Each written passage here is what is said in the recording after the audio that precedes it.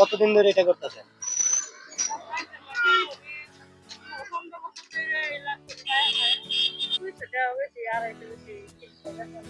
সর্বোচ্চ।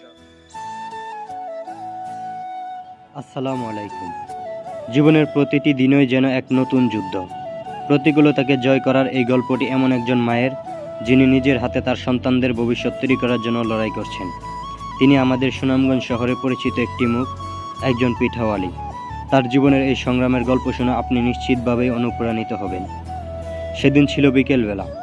আমরা সুনামগঞ্জ শহরের টেকনিক্যাল স্কুলের সামনে দিয়ে যাচ্ছিলাম। হঠাৎ করে একজন মহিলাকে রাস্তার পাশে চিতল পিঠা বিক্রি করতে দেখলাম। তার চেহারায় ক্লান্তির ছাপ স্পষ্ট। মনে হলো দিনটা হয়তো তার ভালো কাটেনি। তার প্রতি আমাদের দৃষ্টি আকর্ষণ হলো এবং আমরা তার কাছে গিয়ে কথা বলা শুরু করলাম। তার নাম রহিম আক্তার। প্রথম কথাতেই তার কষ্টের দিনগুলো ফুটে উঠতে শুরু করলো। তিনি জানালেন তার বাসা সুনামগঞ্জের বরপাড়ায়। তার স্বামী বহু বছর আগে নিখোঁজ হয়ে যান। সেই সময় থেকে তার সংগ্রামের শুরু। 3 মেয়ে এবং 1 ছেলেকে মানুষ করার দায়িত্ব পুরোপুরি তার কাঁধে এসে পড়ে। বড় মেয়ে বিয়ে করে স্বামীর ঘরে আছে। মেজো মেয়ে এখনও স্কুলে পড়ে, আর ছোট মেয়েটি এখনও ছোট শিশু, তাই মায়ের সাথেই সবসময় থাকে।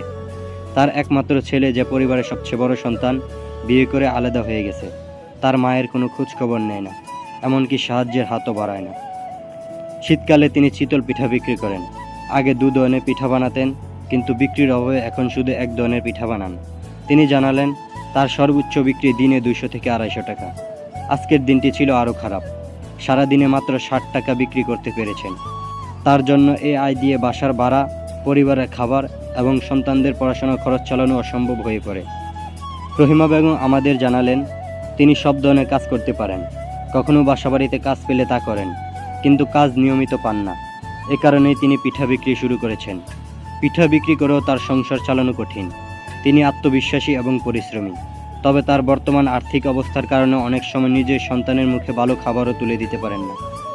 তার সাথে কথা বলতে বলতে আমাদের মনে হলো এই সংগ্রামী নারী কেবল নিজের জন্যই নয়, তার সন্তানদের জন্য একটি সম্মানজনক জীবনের স্বপ্ন দেখেন।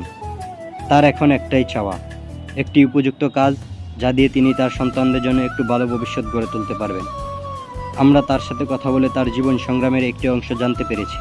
এই পৃথিবীতে এমন অনেক রহিমা বেগম আছেন, যাদের জীবনে প্রতিটি মুহূর্ত যেন এক লড়াই। আমাদের উচিত তাদের পাশে দাঁড়ানো।